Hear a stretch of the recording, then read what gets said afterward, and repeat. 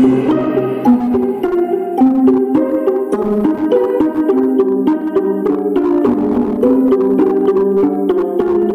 final after final after final after final after final after final what we play. Very much. That's how it is.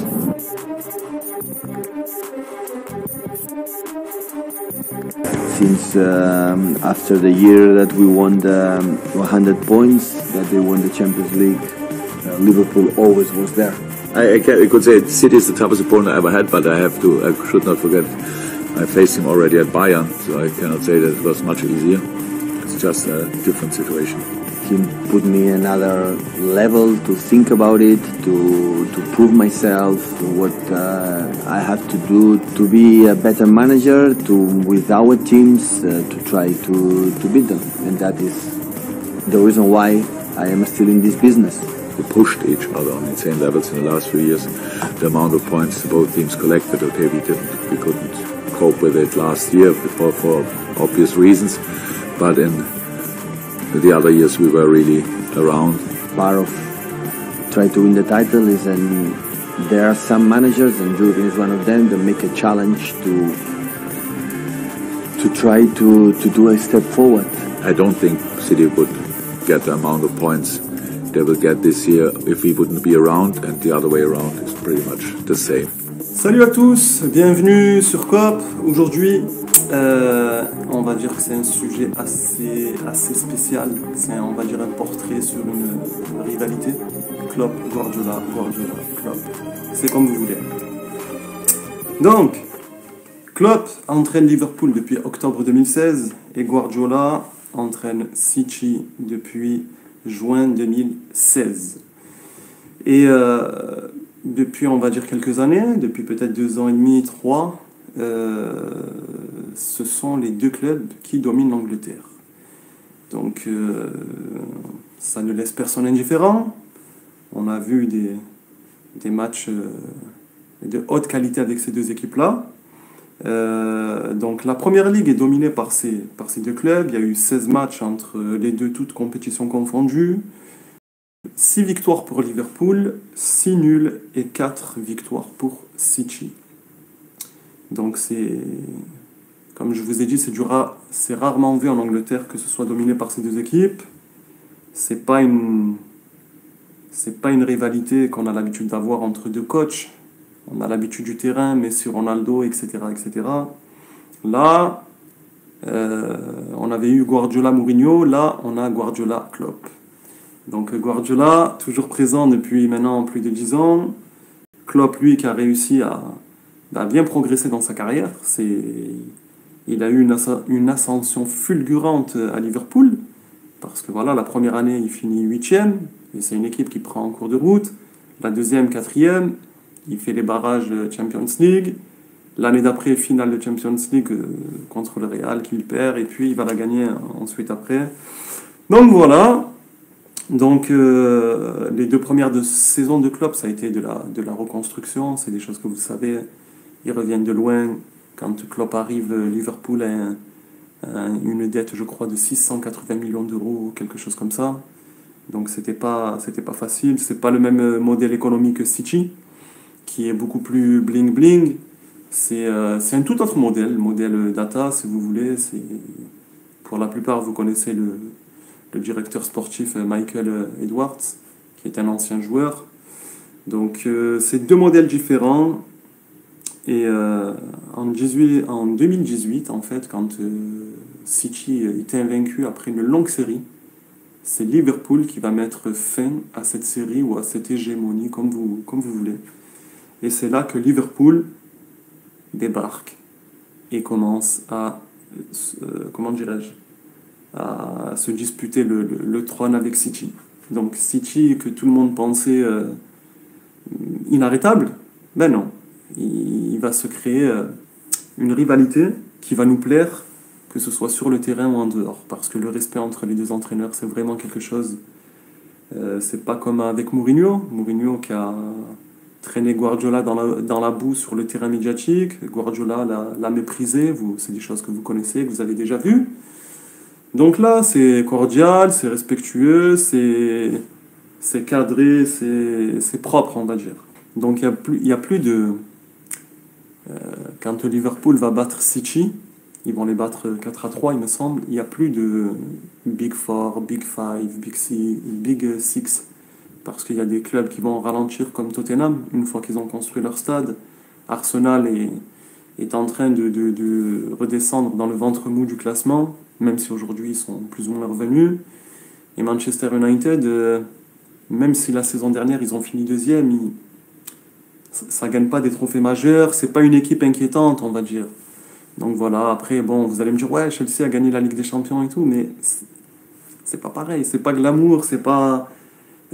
Tuchel n'arrive pas à s'immiscer entre ces deux, à s'imposer, à dire, ouais, moi aussi je suis là. Il a fait au début, les 6 premiers mois, il gagne la Ligue des Champions et après, ça redescend.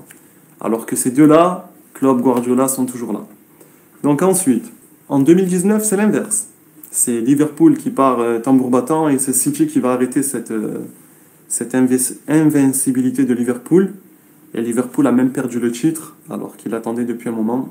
Et le pire dans tout ça, c'est que City va avoir 98 points et Liverpool 97. Je ne sais pas si vous vous rendez compte, ça s'est joué à pas grand-chose. Donc, pour moi, ce qui avantage ces deux entraîneurs, c'est que s'il n'y en avait qu'un, par exemple, si City n'existait pas, peut-être que Liverpool gagnerait le championnat. Mais pas avec la même intensité, pas avec la même envie, pas avec la même détermination. Et pareil pour City, vice-versa. En fait, ce championnat, il est tellement attractif, il y a tellement, je ne vais pas dire de la rivalité parce qu'ils sont que deux, mais il y a de l'adversité. C'est-à-dire que vous allez jouer à Brighton, à Everton, n'importe où, vous n'êtes pas assuré de gagner. Je répète, vous n'êtes pas assuré de gagner. Peu importe l'équipe en Angleterre. On a vu, Chelsea a perdu dernièrement contre Arsenal 4-2, qui s'y attendait, personne. Et on a vu des grands clubs perdre contre des petits clubs. Et quand vous regardez les matchs, ces petites équipes ne sont pas si petites que ça. Elles sont aussi joueuses, elles sont aussi intelligentes, elles ont de petits moyens, mais elles font avec leurs petits moyens. Donc ce championnat qui pousse continuellement à la réflexion, ben, il a donné il a poussé à ce que ces clubs, avec leurs entraîneurs, se donnent de la régularité, de la continuité dans leurs résultats. Aussi dans l'évolution de leurs équipes, de la manière de les construire, de répondre aux besoins, etc. etc. Donc contrairement au PSG, Bayern, bon la Juve c'est plus trop le cas, mais le PSG et le Bayern dominent le championnat, le Real aussi, mais ils n'ont pas la même adversité tout simplement. En fait, en Angleterre, tout est réuni, on va dire. Tous les ingrédients sont là pour tirer le meilleur de ces deux équipes et de leur entraîneur. Ça pousse à une concentration maximale dans tous les domaines. Donc depuis août 2017, ces équipes ont pris presque 340 points chacune. Il y a un point qui les sépare sur les 4 saisons et demie dernières. Sur les 4 dernières et demie saisons qui se sont écoulées. C'est fantastique, c'est énormissime. Donc moi, par exemple, ce qui me surprend, à City, on sait tous, hein. Voilà, Guardiola, il prend des joueurs moyens, mais parmi les moyens, il va prendre les meilleurs, il va créer des rotations. Le mec est titulaire, il sait qu'au prochain match, s'il est pas à fond, il va sauter, c'est l'autre qui va rentrer, etc. etc. À Liverpool, c'est des joueurs encore un peu plus moyens que ce que City a. Et par exemple, je vous avais fait une vidéo, le PSG a des problèmes de riches. Le PSG a 33 joueurs sous contrat. Liverpool en a 40. Ben, Liverpool a déjà utilisé 37 joueurs, et pas le PSG. C'est juste énormissime. Vous regardez le temps de minutes attribué aux joueurs de Liverpool, chaque joueur a plus de minutes que ceux du PSG. Si vous faites une moyenne, c'est juste énormissime. C'est-à-dire que Klopp et son staff, c'est plus que de l'optimisation, c'est de la maximisation, ou je sais pas comment dire. Donc ouais, il y a aussi la saison 2017-2020, où faire 100 points en première ligue, c'est juste dingue. Parce que comme je vous dis, chaque équipe, c'est difficile de leur marquer ne serait-ce qu'un but, à leur prendre un point. Et lors de ces saisons-là, tu fais la barre des 100 points, c'est juste énorme. Donc en fait, en Angleterre, le relâchement, il n'est pas permis. Il n'est pas permis parce que là, Liverpool, ils ont fait une remontée, ils ont remonté, je crois, 14 points à City, mais si Liverpool se relâche, il y a Chelsea qui est juste derrière. Ça pousse en fait. C'est un championnat qui, comme je l'ai dit, demande une concentration maximale. C'est ce qui rend cette équipe, en fait, ces équipes intéressantes depuis quelques années, en fait. C'est tous ces détails que j'ai énumérés. En fait, ce qu'on peut regarder aussi, c'est l'évolution de ces équipes. Par exemple, Liverpool prend des joueurs, on va dire, méconnus du grand public comme le Hollandais Van Dijk et il fait passer un palier. Il fait passer un palier parce qu'en Europe, les équipes qui défendent le plus haut, ce sont City et Liverpool. Et même City défend 1 mètre plus haut, presque 1 mètre plus haut que Liverpool. C'est une stat, on ne se rend pas compte en fait. En fait, c'est en voyant ces stats, quand on regarde le match, on se dit, ah ouais, effectivement. C'est pour vous dire la taille du pressing, quoi. Donc en fait, par exemple, si on prend City, depuis 2016, City a fait évoluer ses latéraux, ses ailiers, sa manière de défendre. Donc le rythme de défendre, c'est généralement du 4-4-2 depuis 2 ans à City. Mais tout ça, c'est lié au style de Guardiola. Guardiola, voilà. Il va peut-être jouer en 4-3-3 ou en 3-5-2, 3-4-3.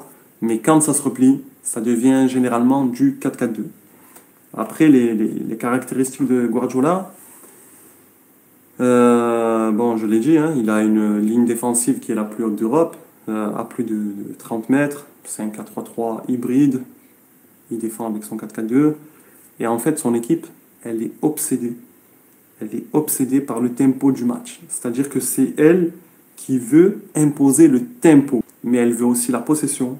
Et l'identité du match, c'est elle qui veut le fixer. Elle est obsédée par ça. Après, à Liverpool, par exemple, on a le nouveau Diaz qui va apporter une fraîcheur, une nouvelle fraîcheur, de nouveaux dribbles. Il est un peu différent de Mané et de Salah. Donc c'est là où on voit que Liverpool arrive à se renouveler. Liverpool arrive à aller chercher des joueurs différents et à les adapter à son système. Et Liverpool aussi, c'est un peu pareil. Liverpool, je l'avais expliqué hier dans la vidéo de Ten Hag, eux aussi, ils donnent un certain tempo. Dès qu'ils sont confrontés à un gros bloc, ils passent par les côtés, ils passent énormément par les côtés.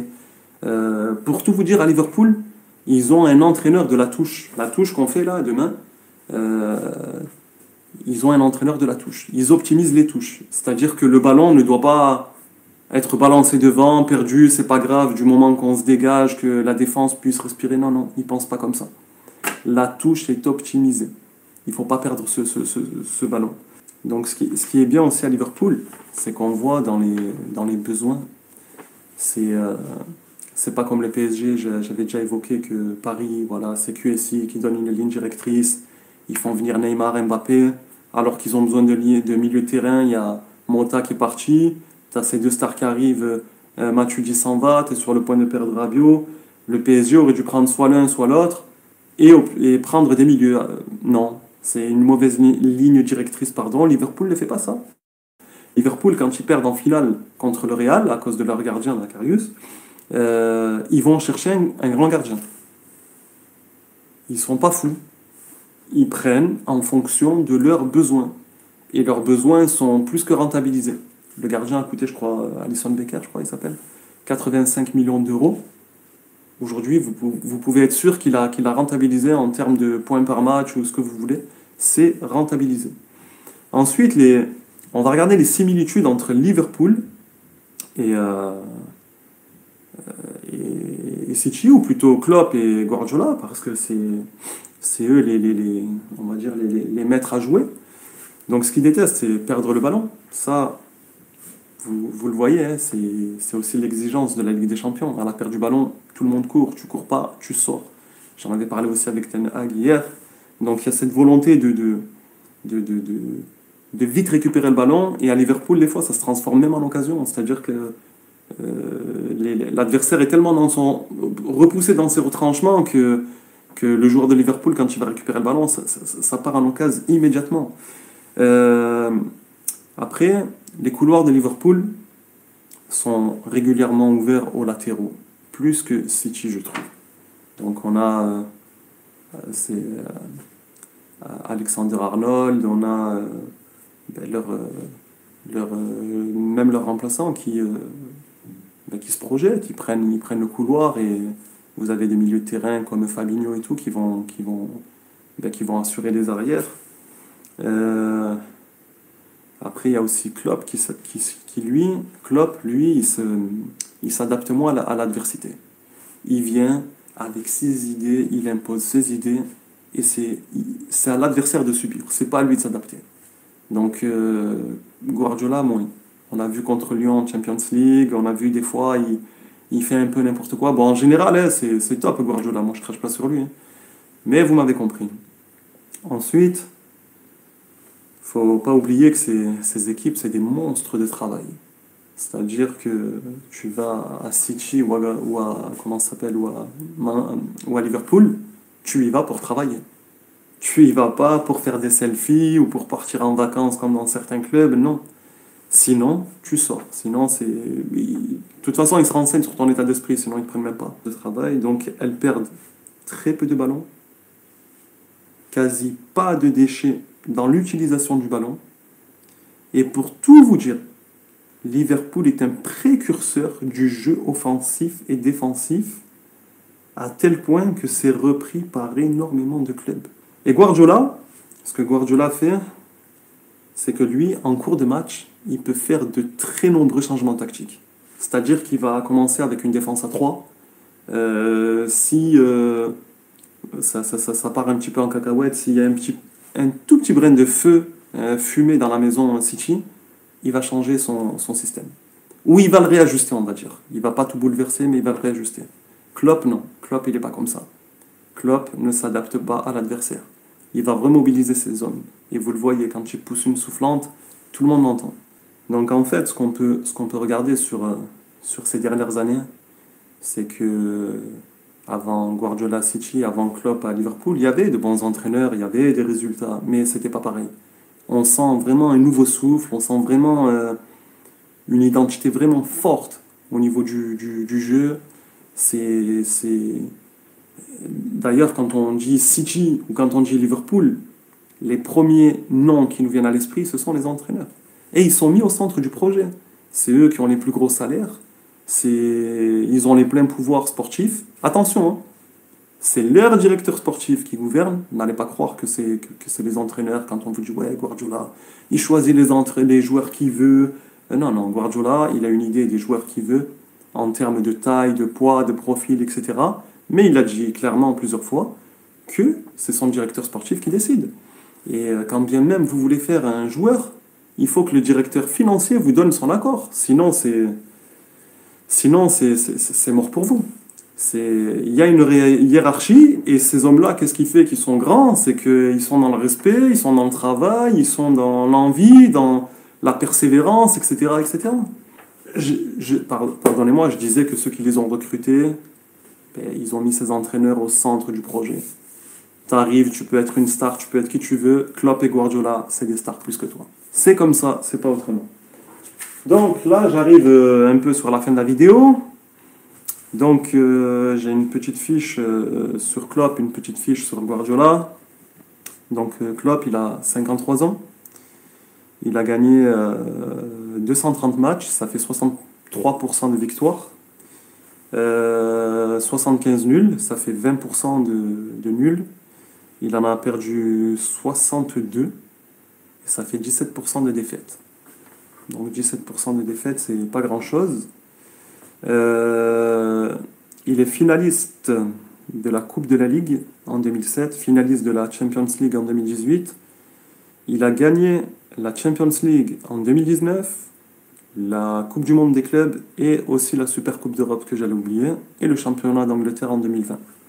Guardiola, lui, il a 49 ans, il a gagné 253 matchs, ça fait 73% de victoires, 74 pardon, 28 nuls, ça représente 11%, et il en a perdu 50, ça fait 15% de défaites. Ça, c'est à peu près pareil, c'est juste au niveau des victoires, Guardiola a une dizaine de pourcents, 11%, mais il ne faut pas oublier que Guardiola il a 33 matchs de plus.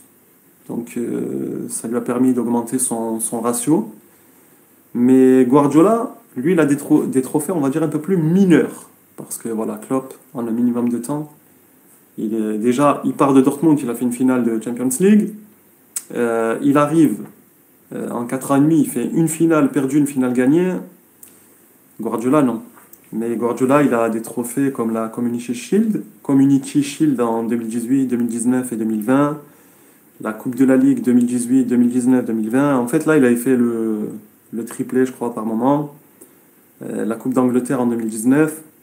Le championnat 2018-2019. Et il a fait une finale en 6 ans. Ben, peut-être qu'il va en faire une autre, on ne sait pas.